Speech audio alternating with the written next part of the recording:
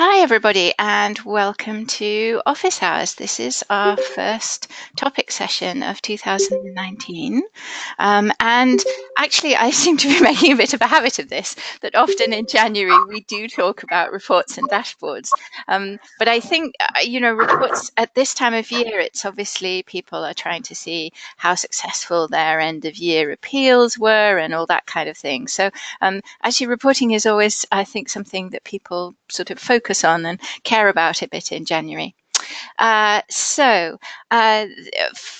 to anyone who's not been to Office Hours before. Welcome to those of you who are returning. What this is a kind of open session about Salesforce knowledge sharing. I have an amazing panel of people who are can't wait to show off some of their favorite things about reporting. But we are all volunteering our time. None of us work for Salesforce.org. We do these sessions because we enjoy sharing what we know about Salesforce and helping people on their Salesforce journey. The way that, so we are going to do a special topic session. That means that our panel each have kind of lined up something that they're going to do as a demo. And we would like questions, please, just on the topics that we're talking about. So just reports and dashboards. But as we usually do, if you have a question, please put it in chat first. That way we can kind of see what's coming up. We can interrupt whoever's demoing if possible, or maybe somebody else will pick it up in the chat. So please, if you have a question, chat it to everybody. And then you never know, it might just get answered by somebody in the audience because we have some very experienced folks on the call as well. There are a lot of you on the call, so please, if you can, would you mute your phone or your computer audio? I'll go through and mute some people in a minute as well. That way we don't get too much background noise. And just roughly, I think, Kristina, I think you may have a kind of matrix report that you're going to show us. I'm going to let Kristina go first. Beth has, I think you've been doing some work on kind of year over year, looking at how donors respond, which uses some summaries. And then Terry, I know that you have this amazing set of dashboards, and at this time of year, you're kind of pulling together information for your annual report and things like that. So Terry has a task dashboard to share with us. But as I say, if you have questions, please put them in chat and we can take this conversation in different directions if there are things that everybody wants to know about. So I will get muting for people. That's enough from me. And Kristina, I know that you did flip over to be presenter briefly, and I'll make you the presenter again. And what would you like to share with us? Well, I decided that I would do the sort of the beginner end of the spectrum. And one of my favorite things that not a lot of people know about with the NPSP is this amazing package of reports and dashboards that you can install in your system. If you are an older NPSP user, I'd say more than a year on the platform, you don't get these reports and dashboards by default. It's something you have to add to your system. And so I wanted to show folks how to get those and a couple of the reports that are in there and perhaps how to use them to as a starting and jumping off point. So first, how do you get them? Or I guess really first, how do you know if you already have them? So I'm just in a random NPSP instance. And I want to know if I already have the new NPSP reports and dashboards package. So I'm going to go to reports, down to all folders. And in all folders, there's 3 folders that are the new folders. You might see these NPSP 3 ones. Those are the older ones that came with NPSP when the 3.0 upgrade came out. But the new ones are NPSP constituent reports, NPSP dashboard reports, and NPSP fundraising reports. So if you have these 3 folders, you already have this package and you don't need to go get it. If you don't find these, just go to Google, and Google NPSP Reports Workbook, and it will take you to a link. The first link will be this workbook with instructions on installing. The second link will actually be the installer. There's a couple of prerequisites to installing, so definitely read those first. But basically, you want to have report sharing turned on so that you can properly manage these folders, and you want to have a grant record type, because if you don't have a grant record type, or your grant record type is called something else, it's going to make one for you, and then you'll have two. So definitely check those two things, and then there's a link for the installer right here, and it installs in about a minute. So once you're there, the fundraising reports is my favorite folder. It has some amazing matrix reports in here that do a lot of things, including things with payments and GAUs and year over year and those kinds of hard percent increase questions. We really wanted to give folks an example of the possibilities that you can do with reports. So I have two that are some of my favorites just for a launching point, and I thought I would show you how to take those and run with them. So the first one is lifetime account gift ranges. So this is a bucket report. We're not actually using levels here, though of course you could create and use levels and engagement plan stuff and then report on those levels. But this is a classic bucket where you're actually taking a field and combining it into larger chunks than are contained within the data. But a lot of times this report isn't the most useful because it's about lifetime giving, and a lot of time I'm thinking about giving right now. You know, maybe my organization's been around a really long time and I don't care about my really old donors that don't give anymore. I care about what's happening now. So maybe I want to take this report and tweak it. The first thing you're going to want to do with any report out of this package is to save as, because we don't want to overwrite the ones that came with it, so you can use them again and again over time. So I'm going to save as, and maybe I'm going to call this account giving ranges this year, because that's the one that I want to create. So here I've cloned it, and I'm going to edit this report. So I'm going to go to edit, and I'm going to go to the bucket fields that already exists. I don't have to create it. I don't have to remember how to make buckets. All I have to do is edit it. So I'm going to edit my bucket column. And instead of total gifts, I want to use a different field here. I want to use total gifts this year. And maybe I like the ranges under 100, 100 to 1,000, 1,000 to 10,000. Maybe I don't. I can add more ranges, make this more granular. I can give them different names as well. You know, I could call my low range, you know, bronze, silver, gold, platinum, whatever it is that you like to do. I can say apply, and I can run my report. And it's as easy as that. I didn't have to figure out how to make a bucket myself. I could just take a bucket and use it more to my liking. So I really love that. So here I go. The next one is just a jumping off point for pretty much everything I do around households. One of the most annoying things in reporting is starting with an accounts report, and then you've got to clear all the columns because they don't make sense for nonprofits. You've got to clear the filters, put in the columns you care about, and then add in a filter for household accounts, right? All of that takes a really long time every time you make a report. So I always come to this one, which is sort of my general giving report for household accounts, and I can do anything I want to it. So maybe I'd like to make this a summary report, and I want to know how my giving is doing around the country, and I want to group this by state. Very easy to do. All I have to do is click edit. I could group it by anything I wanted, but state's a good example. I can add a group for state, and that's going to group all of my households by state. And one nice thing about this report is we already have the summary fields set, so you don't have to forget, you know, when you make a group, often I forget to set my summary fields, and then I'm grouping record count, and that's it. They're actually already set in this report, so they'll just come out no problem. And I can run this.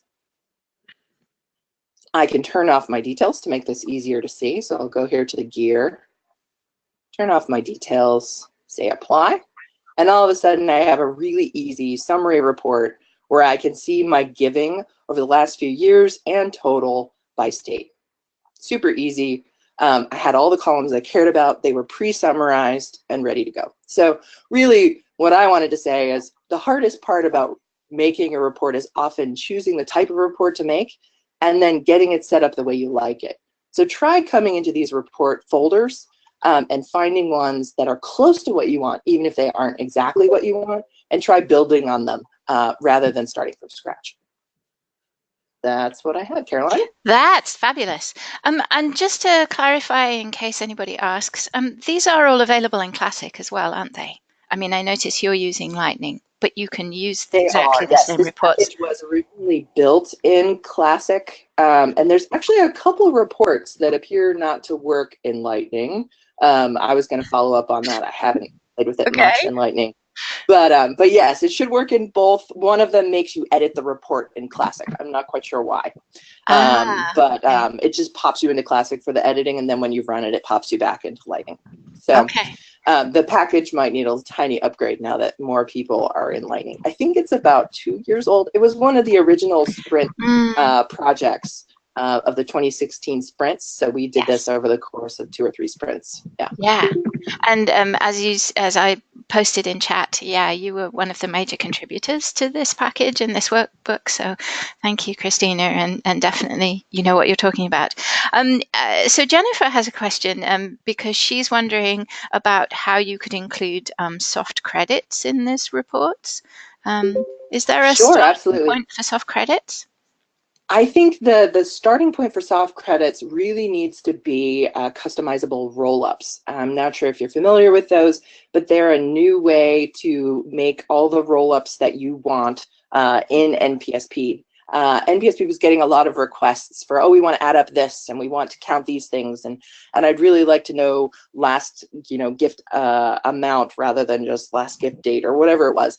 And they found that they just couldn't keep up with the requests for additional roll-ups, and so they wanted to give the power of rolling things up back to the user.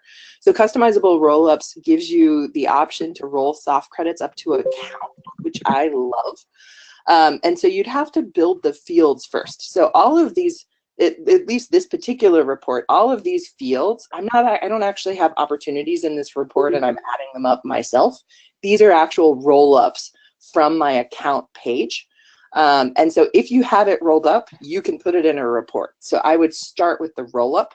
A lot of the challenge of reporting isn't putting things in the report, it's getting the right roll-up.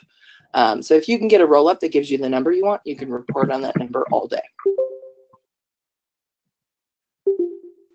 That's fabulous. And while if you could, while you're the presenter, could you just show us where you find customizable roll-ups and set them up? Absolutely. Yeah. So in NPSP settings,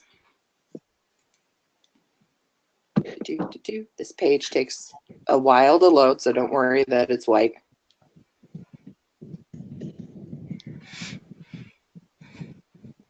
On the left underneath donations, customizable roll-ups, you'll see I have it disabled. When you turn it on, what it does, it takes all of your other roll-ups, your basic roll-ups that came with NPSP, as well as any that you've built over time in the user-defined roll-ups tab. It will turn all of those into customizable roll-ups for you, and you'll keep everything you already have. And then it allows you to add to those items or edit them at your leisure. One thing to remember, if you turn them off, after you've turned them on and customized them, you'll go back to where you were the moment you turned them on. So it's not really factory default, because you may have user-defined ones that you had before, but you'll basically go back to this moment in time as far as your roll-ups. But you're welcome to turn them on, see what they're like, and flip them off. There's nothing else that's sort of damaged or worrisome about them when you turn them on. But you just turn them on. It takes about 5 minutes to do all that, and then you can walk through the process of doing one with soft credits. Right. You could also, if you prefer, if you're only reporting on contacts, soft credit roll-ups are already there. So the customizable roll-ups are really for soft credits up to the account level.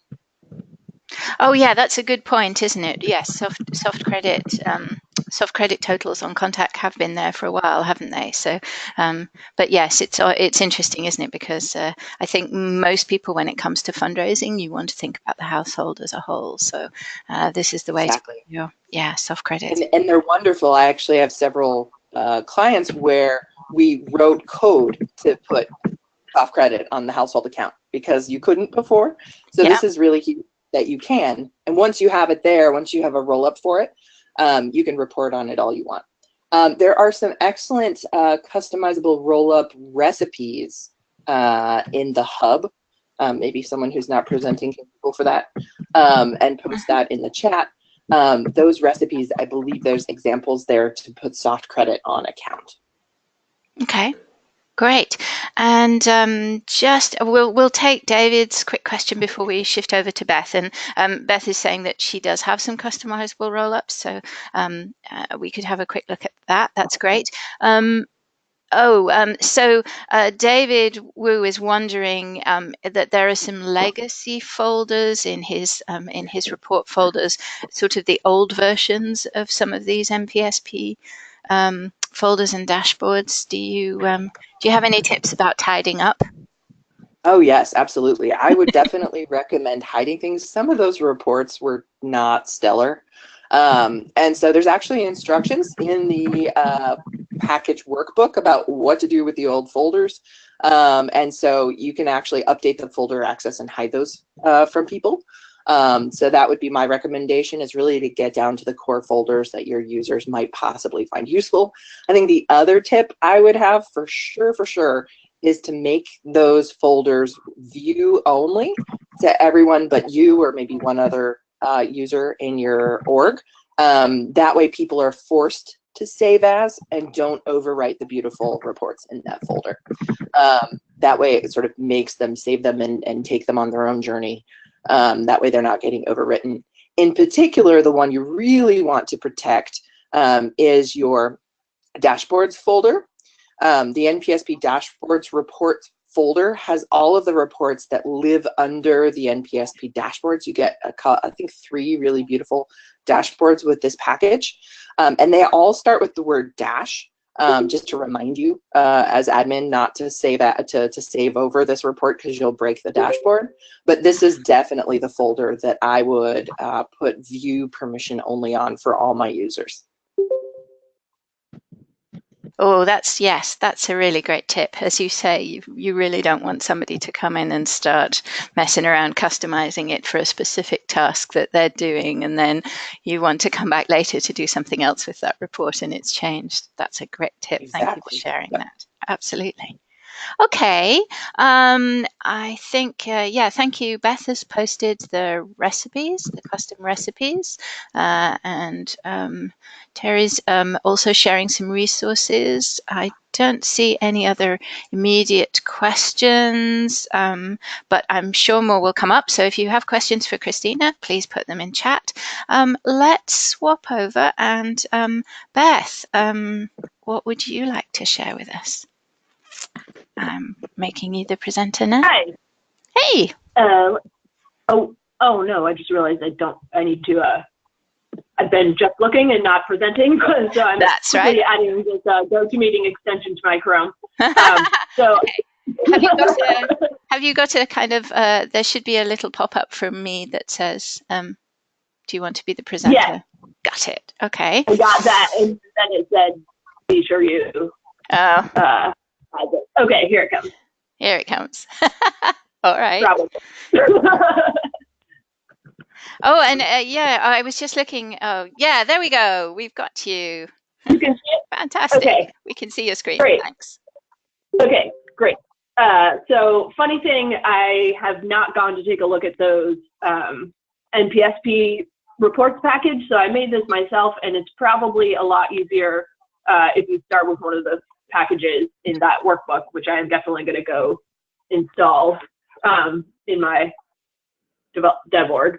But this is kind of a year-over-year giving by household account, and funny thing is I actually created custom roll-up for this column here, total gifts 3 years ago, and I can show you that really quick if you'd like.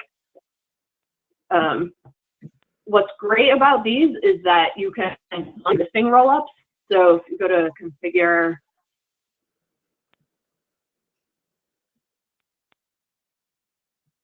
it's a little bit slow. You can find a rollup that you like and then clone it, rename it, and then mess around with it to your personal satisfaction. So I've got this, I made this one total gifts 3 years ago. And let's say I wanted to go to 4 years ago, I could just clone it. I don't have a field for it yet, actually, now that I think about it. But basically, you pick when you clone it, you get a lot of the info from the original, and then you have to pick your target field, which I didn't think to create in advance. You can update your description, I would call it 4 years ago. And then you tell it what kind of operation you want, and the time frame, and it goes all the way back to pretty far, 20 years. And by a target field, that means that you, on your account record, you would have needed to create that total gifts 4 years ago, so that when the roll-up does the sum, you have somewhere to put it, isn't it? Put the figure. Yeah. Yes, that's right. You just need to create in this case, it would be a currency field with the right parameters, and then I always like to put in the help text, like, don't mess with this, so that your users don't accidentally write over information. You can also make it read only on the page layout. It's not the end of the world because these things run every night, so if your users mess around with those values, they'll get overwritten anyway. But yeah. So yeah, and then you can select different types of, let's say maybe you want to pick a different date to summarize by, or if you have multiple amount type fields on your opportunities, this is just like a standard out of the box stuff, but maybe you have a tax deductible amount, let's say, that you would want to roll up instead. And then click save, and then gives you the option to, I think it gives you the option to run it right away. If not, you can go back into your settings and trigger all the roll-ups manually. Great, thank you. Here. Fabulous. So it's pretty intuitive. Probably a good idea to read the documentation more thoroughly, but it's actually pretty easy to figure it out yourself. So this is, I wanted to track giving 3 years, 2 years, and last year and see how we're trending over time. And then I made these percent change year over year fields, which it sounds like I saw a report in the, as Kristina was demoing, it looked like there might be one in there already. So you may not have to do this yourself, but this way you can kind of, you've got summaries at the top of how much we've got and how much things have changed year over year. Looks like from 3 years ago to 2 years ago, we did great. Big increase in giving. Last year we're down. So then we can kind of scroll down by the accounts and see, oh, who's not giving to us, or, you know, if there's somebody in here that we know we upset them and they've decided, well, we're not a good nonprofit anymore, or somebody we need to reach out to, maybe their check got lost in the mail. So the other thing that's great about reports, so this isn't one that you maybe necessarily want to schedule, but you can subscribe to reports and subscribe other people to reports. So let's say you have something like this, you want to check your giving week over week or see how a campaign is doing over time. You can have the report results emailed out on whatever frequency you like, daily, weekly, or monthly. You could have it send out. You know, let's say I want to see this one every month. Maybe I want to check how I'm doing over the last few years and select what time of day. It will automatically send it to you and also run the report as you. But if you have, assuming you have many other users in your org, I don't at the moment, you can add them here. And they will also get the email with a summary report on the schedule, which can be really handy if you've got people. I see a question, if you subscribe someone to the report, is the data updated right before it's sent? Yes. it runs and sends.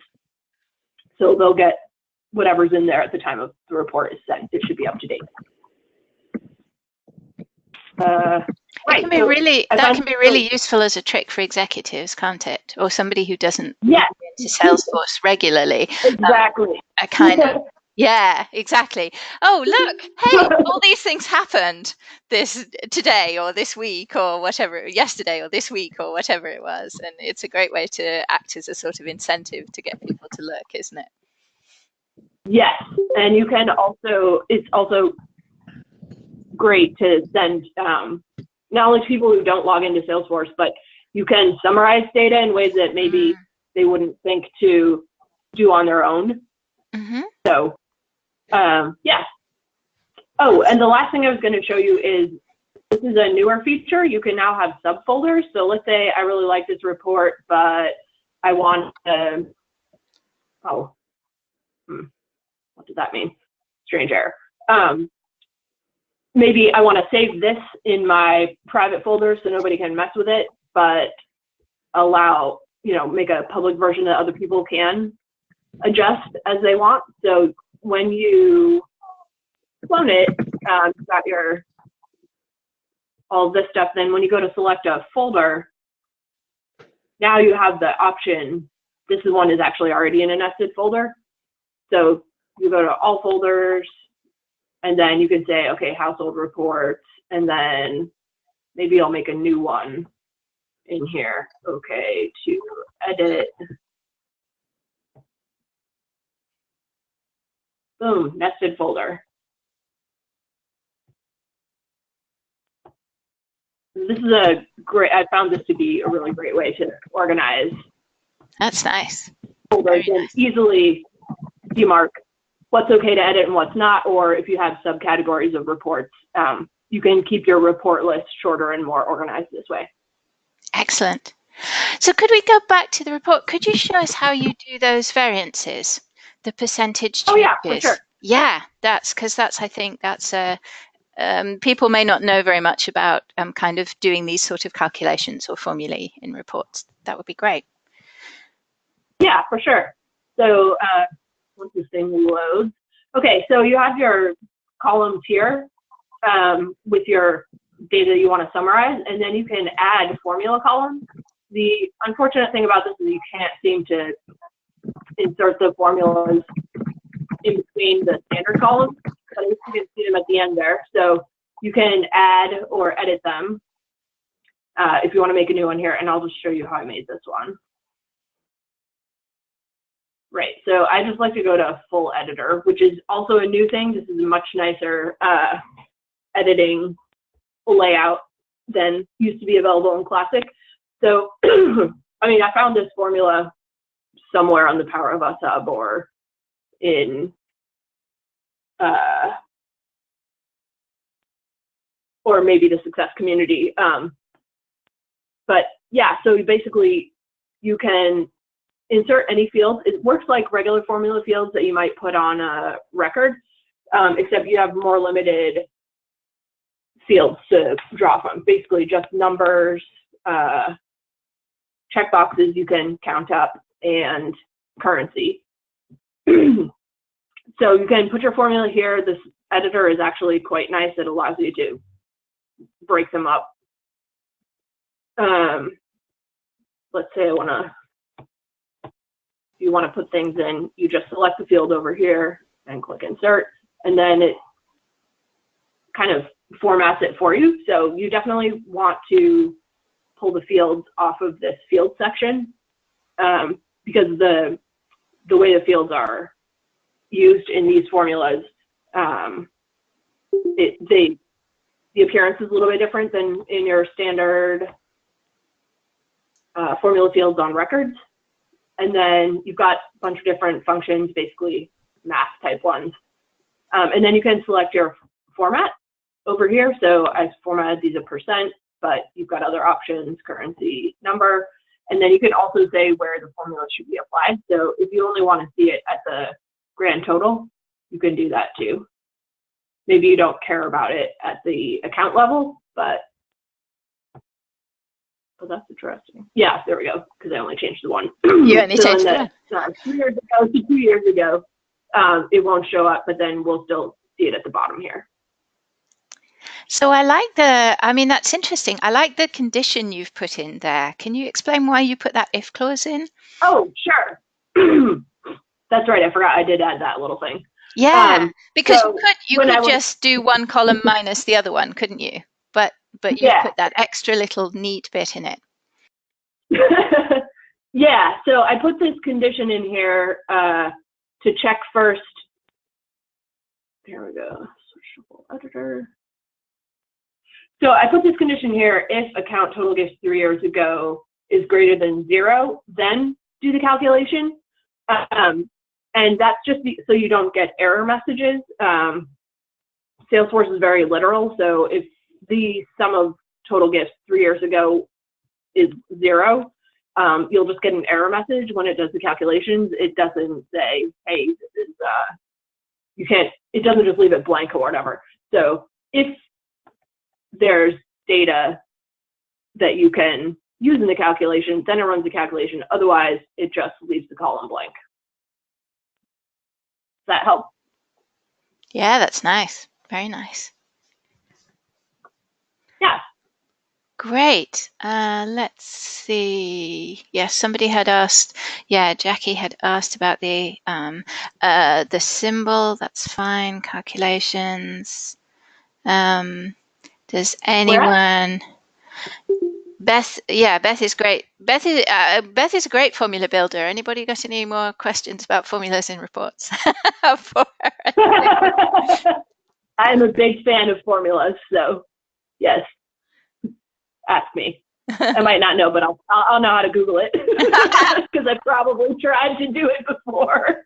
And again, this is all available in Classic, isn't it? But it's not the editor isn't quite as neat, I think. Is it? It's a little. You can do this in Classic. Yep, but the editor is not very nice. So okay, there we go. Another incentive to start playing around with Lightning or thinking about making the switch if you haven't already. Classic editor is painful. Yeah, but it worked, Kristina. It worked. I know. It works. It does work. Okay. All right. Do we have any more questions for Beth? Anybody? And yes, thank you, Jen. Jen put in a tip about the that she subscribes to reports, because there was a question about whether you could send a report subscription to a non-Salesforce user, and Jen suggested that she actually forwards them in Outlook. Sorry. Yes, Tracy, I will look for see your questions above. Tracy.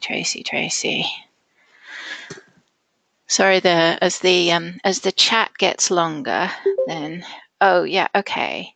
All right. Oh yes, Tracy is also asking about. Okay, so yes, she has a couple of questions. I see. The first one for either of you: are subfolders only available in Lightning? Oh, that's a good question. I have not tried to use them in Classic. I've been Lightning for a while. I think they might be Lightning only, but I'm not positive. Yeah, they're Lightning only in that there are only subfolders in Lightning. Your Classic users can still see them, but it sort of smushes the structure and they become single level deep in Classic. So Classic users can still get to them, but if it's like, development reports and then like, Joe's development reports, they're going to see those as two separate folders, not nested in Classic. Does that make sense? Yeah, absolutely. And then Tracy's also asking, when she tries to subscribe to a report, there are no users. There's no users list to be able to add other people. From your previous question, Tracy, are you doing this in Classic or are you Lightning? Let's see. Classic. Oh, she's tried it in Lightning though as well. Any thoughts, Beth, on why she maybe can't see users? if she's trying to subscribe to a report. Have you come across that? The most common mistake that I do when trying to share is I still have it in my, what do they call it? My personal folder. Unless they have access to see the folder that the report is stored in, you can't share it with them. Yeah, that'd be the first thing I would check. Make sure they have access to the folder where the report lives.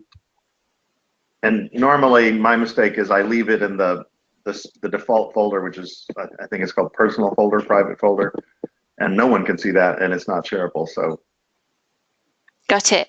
Yes, in fact, first Tracy's have to move it to confirming. another.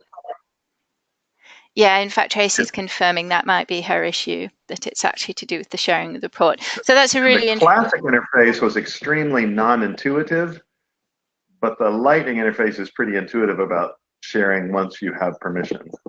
Okay, great. All right. We also had a question from Kiyomi.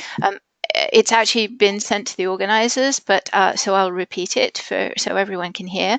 Kiyomi is asking, can you talk about what types of reports can be added to campaigns? And if there's a way to add reports to campaigns that include accounts? Do you mean reports on the campaign page? You want to see report results on a campaign page? I think what Go she ahead, means Kristina. is she wants to use the add to campaign button. That button is going to show up on any report whose type contains the contact or lead object. So it could be contacts and accounts, it could be contacts and campaigns, it could be contacts and anything, as long as it's got the contact object in it or the lead object if you use those. You'll find that add to campaign button. If it's not there, it means you don't actually have contacts in your report type. You may have access to contact IDs or something through a formula or something like that you've sort of sneakily gotten into your report. If you can do that, if you can get to the contact ID, you can export that report and then pop it in using the data loader. But yeah, the limitation is that it's got to have either contacts or leads in the report type in order for you to see that button. You can't add accounts to campaigns yet. I have a niggling suspicion that might be coming. That's something that I've heard Foundation people, .org people sort of throwing around. I don't think it's anytime soon. But that might be something that might be a custom feature down the line. But no, you can't add accounts to campaigns. But if you're running an account report, you can get to the primary contact on that account, right? And if you can get to the primary contact, you can get to their ID. And so there's ways around it where you can sort of, if you can get to the contact ID in a formula, you can export it and then pop those people into a campaign. Great, thank you very much. And we actually have another question about campaigns and reports. So we can, whoever kind of, it'd be great if somebody's got something that they can show. Kelly is asking, how can you report on contacts who are members of multiple campaigns, showing the status for each campaign? I mean, we're looking at your screen, Beth. Is that something, could you give a starting point? Or Kristina, do you have any thoughts? Don't have any campaigns that'll work in this org. Okay. Basically, I think, Kristina, you were going to maybe show a matrix report, which I think might work if you have campaigns. I don't know if you need a matrix. I mean, if you just want to see, like, are they part of campaign A, B, and C? And if so, what's their status in that campaign? Wouldn't that just be a contacts with campaign history, and you'd filter for campaign equals this or this or this? Where Yeah, you you get can do multiple that. rows. Yep. Yeah. I don't have anything prepped for that, but I mean, we could build one if you wanted. Oh, she's looking for the campaign member status. Which Right, you can so also get, there's isn't it, could you do, there are some categories of reports that include campaigns as well, isn't there? I think there's a campaigns with contacts. Yes. Yeah. Right. Mm-hmm. Mm-hmm. Basically, if you're looking for more than one campaign at a time, you're going to get in those types of reports, unless you're doing a cross-object filter, you're going to get more than one row for each time the contact is in one of the campaigns that meets your criteria. So it might make sense to do a cross-object filter instead.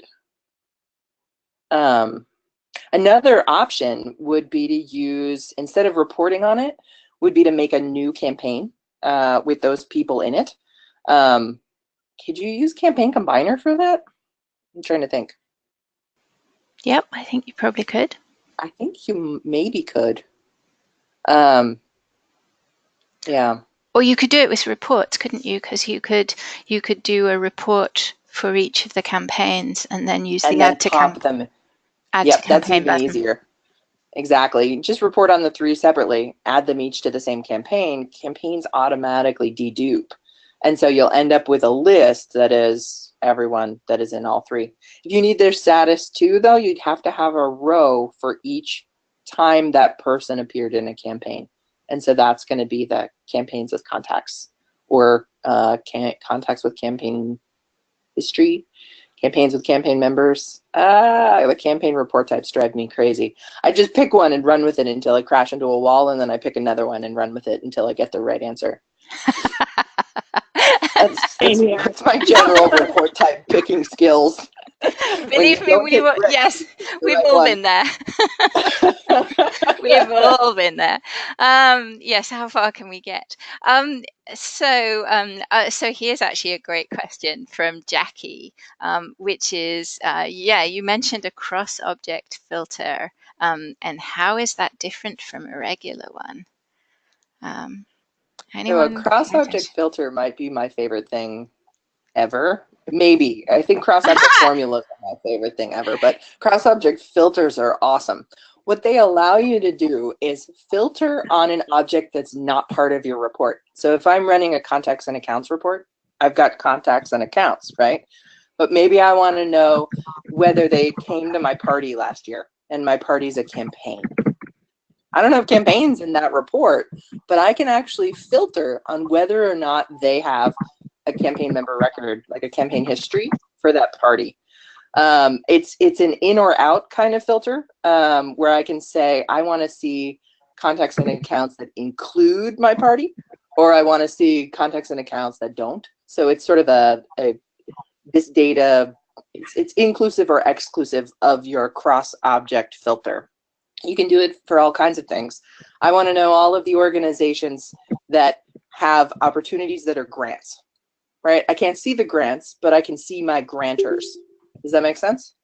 So it gives you a little bit of a handle to grab onto other data that may not be in your report type. So it's incredibly powerful when you use it right. I can show where to access that if you like. Go for it, yeah. Okay. All right. Turning you back to presenter then. Cool.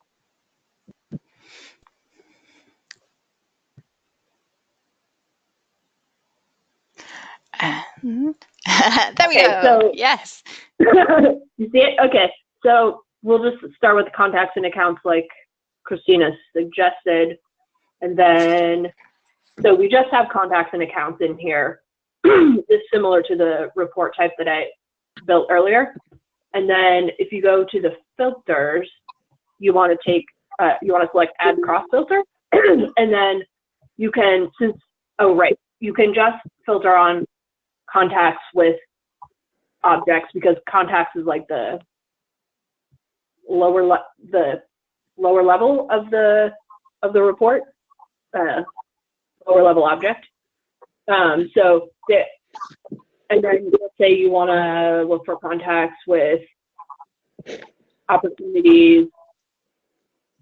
Maybe we want to look for people who gave to a particular campaign. So then it will only show you contacts that have opportunities, and then you can further filter on the opportunities. So let's say we want status or stage, because we want people who actually gave.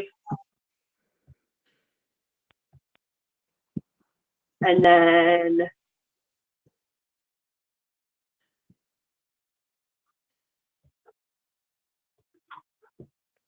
maybe we want that people who actually gave to a particular campaign. And then I don't really have any campaigns in here, but you can put your campaign name in here and then apply, and it will filter it down further to people who have opportunities, closed won opportunities in this particular campaign. So maybe you've got, right. Yeah, yes, and as somebody mentioned, the limitation is that you can't use filter logic with cross filters, and that's true. So you can't say contacts with opportunity in this campaign or that campaign. It's all and, there's no ors within it. If that makes sense. It does, but I suppose you could build 2 cross filters. Couldn't you? Yes, 2 more you could. identical one. Yes. Can you just show, because this may help with Kiyomi's question, you'd done contacts with opportunities. How would she find contacts in a particular campaign using a cross filter? Oh, sure.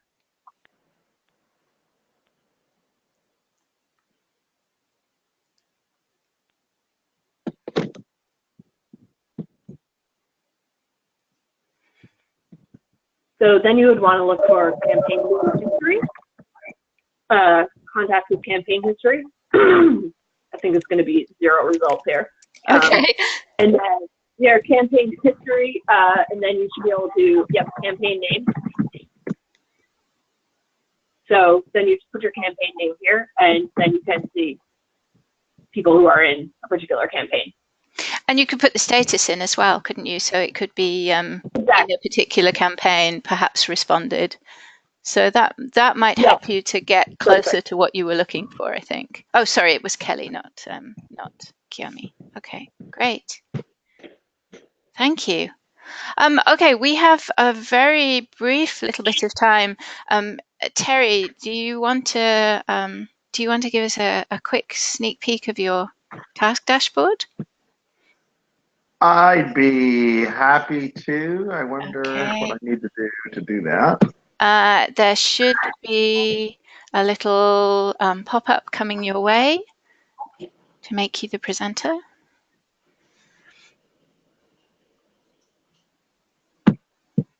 Oh, it wants to say I can't. Because I'm doing something. Oh, Okay, interesting. It looks like you're the presenter. Here. Perhaps I cannot share a screen because of the way I joined the conference. Interesting one, because it says that you're, my thing says you're presenter. We can see that we're waiting to view your screen. So It says I need to switch to desktop. Okay. Which I'm happy to do, and yet nothing happens. Oh dear. Whoa. That's terrible. Oh dear. If you join via the web, you can't be the presenter. Yes, it may be the way that you joined the thing, though we managed to sort it out with Beth, didn't we? You needed some kind of extension. Okay. I'm working on that. What I'd like to, can I talk about dashboards? Please talk about dashboards. There we go. So, everyone worries about getting data in to your Salesforce and getting it clean and getting it organized, and that's wonderful. But what we're talking about today is the subject of getting the data out. I call it letting your data speak. And you really want your data to speak, well, and you have a whole bunch of different audiences for it. And so you need to consider who are those audiences. And you're the first audience. You need reports to help you do your job well. And you need reports to help you represent your job well.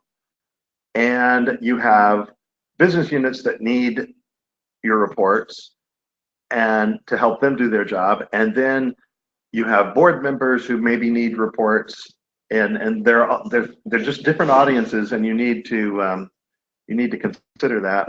I was trying to stall here while I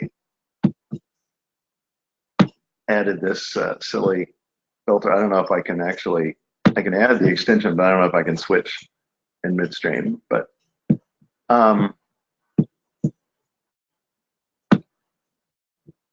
anyway, so just keep talking. You've got to consider who the audience is. Pardon? Keep talking, Terry. I'm trying to pull up your blog so we can see that on the screen, but keep talking about. So yeah, this is an interesting idea. The who's your audience? Who's your audience is really important, and you need to be the audience, and you need to build yourself some reports and dashboards, and it takes time, but you're worth the investment.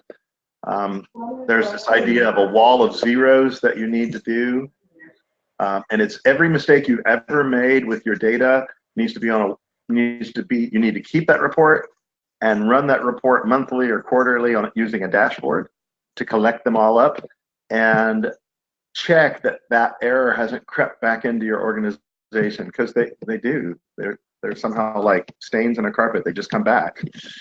And all right, so now I have GoToMeeting.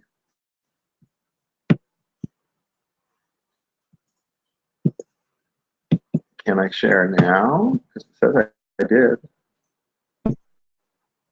Anyway, so you're the first audience. Selling to your manager. One of the things that I love to do is create. Oh, maybe I can now. I think I can. Let me know if it works. Yes, we can see you now. Fabulous. Can you see me? Yes. All right. So this is your boss, the audience. This is a report I build. It's just every standard object. I start this with any conversation I have with someone who's, sort of my boss in IT, and anytime I have a partner or think about somebody needing to know about my Salesforce org, I just pull up this. This is my Salesforce org at a glance. I have 11,000 accounts, 11,000 contacts, 6,800 affiliations, 2,000 relationships, 1,200 campaigns, 238,000 campaign members, 6,000 donations, 44,000 non-archived tasks. Anyway, you get the idea. And the black ones are custom objects that are of note that we've added. So, this is like just, you can immediately tell like somebody what you use, what you don't use, how many you have, etc. Does that make sense? Absolutely. That's fantastic. Otherwise, you kind of have to dig through the back end and look at your data monitoring to see how much. Right, and I call this my adoption. I call this my adoption board, but I'm going to show you a different version of this. But actually, my real point here is that I am using the search filter of Lightning to do this because I have a naming convention. Every report I build starts with SYM because that's who we are. And why would I do that, you might ask? I mean, obviously every report in Salesforce is mine, right? And the answer, I think, is no. You're always installing packages that are bringing in reports, and they're never going to use my 3-letter acronym to start the report name. So I can easily tell which reports are ours and which ones came from some other place. And you can adopt this perhaps by, 3 letters that represent the business units you support, or maybe, your organization. We're small, so we just have our organization. Let me show you a more interesting version of this metric. I wouldn't start out a conversation with it, but oh, I picked the wrong one. Sorry, my bad. I want the full-blown one. So this is a time version of the same data. So now, based on when the record was created, I can say, oh, well, look, we've been using accounts for a long time, and that line there represents when we switched to NPSP 3 and started using household accounts. And so, you can tell how many accounts we have and how fast they're being created. If I'm sitting and talking with a vendor, it's like, oh, I need to do such and such for every contact I have. Well, how fast am I adding contacts? Apparently, I added 1,200 contacts last year. So I'm adding about 100 contacts a month. That doesn't seem fast enough, actually, but okay, that's what the data says. Affiliations. How many affiliations do we have, and how fast do we add them? 1,000 a year, roughly. Relationships, same thing. Campaigns. This is the interesting thing. As we get bigger, our use of campaigns is growing faster and faster. Right? We added 60,000 campaign memberships last year. Donations. You know, as you think about batch gift entry or integration to the web, it's like, well, how many donations do we add a year? And you know, the answer is right here on this graph. I can't easily read it right now. 5,000 minus some other number that is not showing me. Anyway, a couple thousand a year. So you know, so you get a really good idea of what's going on in your org with a field like this. You should build one for yourself, in my opinion. Your board can be another consumer of data, and I have sim board and all kinds of dashboards, but the one we always show them is the highlight.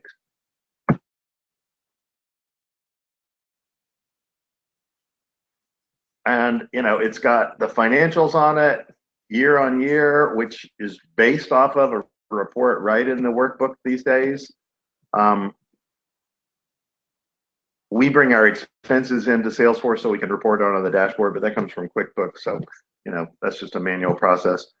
How many people, you know, this, anyway, just program data. So you really need to think about what does your board ask you for all the time and capture it into one dashboard. They can't really always be asking for more data than you can put on one dashboard, to be honest. So make them focus and get one. And, you know, it's just really helpful that way. We do have other ones if they want to dive more into, you know, volunteerism. We have one that shows how many volunteers we had and how many volunteer hours they contributed and how much in-kind donations they gave and all of that stuff if they want to get into the details, but that's kind of rare. Then your business units can be consumers of dashboards and data. I build a lot of things that I call task dashboards. And here's one that helps a business unit send out their volunteer letter. They have 4 signups waiting to be subscribed. They have these campaigns coming up. And these are the reports that generate their mailing list. And so when it's time to do this once a quarter, they just pull up this dashboard, refresh it, and they start stepping through the steps. So the dashboard actually has sort of memorized the steps the business unit needs to go through, and they can always tell what's going on. So that's drinking out of a fire hose, but I just want you to think about how to use all this beautiful data that you work so hard to get into Salesforce and what you might be able to do with it. That's wonderful. Terry, could you just go back to the very first dashboard you showed us, which I think was the sort of summary? And there was, Tracy asked if you could just scroll down to the bottom of it again. She just kind of wanted to get an idea of the whole thing. There you go. Okay. And yeah, you'd said you have this different color. If it's a custom object, you're showing it in a different. Those are the ones in black. Right. I just showed it in a different color. You know, that's just a theme that you get to use in Lightning. So a color theme for the metric. Mm-hmm. And Great. You know, and these are just different. These are just little. That's as small as you can make a metric right now. And they're just little metrics.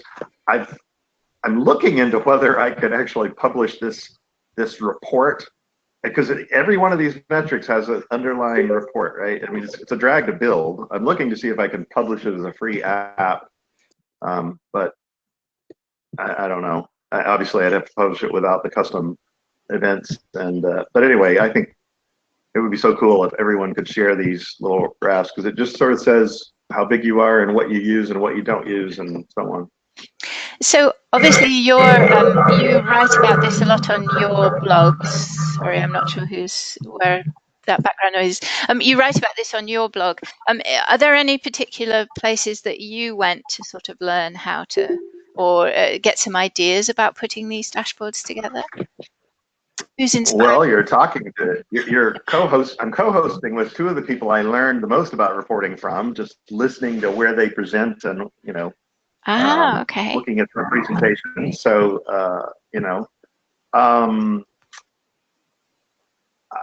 I would say seeing live, I often just show live examples of dashboards because seeing what's possible is so empowering. I would say that's what I did most, is I just beg to see people's dashboards and go, "Whoa, can you send me a screenshot of your most useful dashboard so I could get some ideas?" So I do a lot of showing of the live dashboards in my org just because I think it's empowering to people. Fabulous. That's great. So we're on. There's actually a new series. There's a new series on the Power of Us Hub that allows somebody to actually do what I've done today. They're going to do it, I think, once a month. It's kind of like showing off your org, open house on your org. I can't remember what it's called. Maybe somebody does. It's called NPSP Cribs. Like MTV Cribs. Like where you went into like a famous person's house.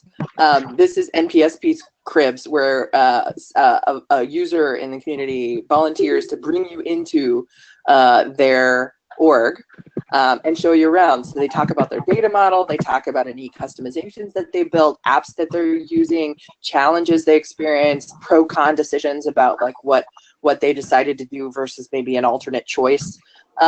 Those are being put on by the Goat Farm Foundation. And they had the last one last week, the first one last week.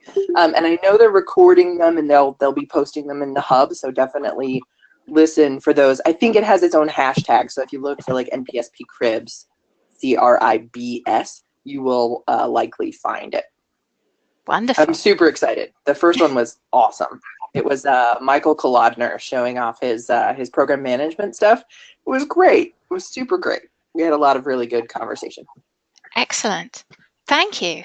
Yeah, that's great. That's a really good note to end on, and it's lovely that there's this other community resource, which absolutely you should all go and check out. So we're on time. Thank you very much indeed, panel. This has been really interesting. I hope it's given some people some pointers, some directions to go in, food for thought, that kind of thing. I have been recording the session, so I'll process the link and post that into the Power of Us Hub. So thank you very much indeed for your time. And it's interesting, in the communication we were having before at Terry, I thought actually sometime we should just do a whole session, I think, on reports that dashboards that you can use for kind of data quality and housekeeping and that kind of thing. I think that would be a really good topic to dive into in more detail. So once again, thank you very much to the panel. Thank you to everyone who's attended. Thank you for your great questions.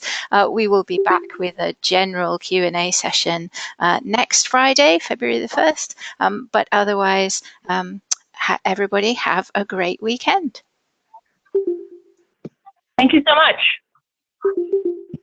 Thanks, everyone.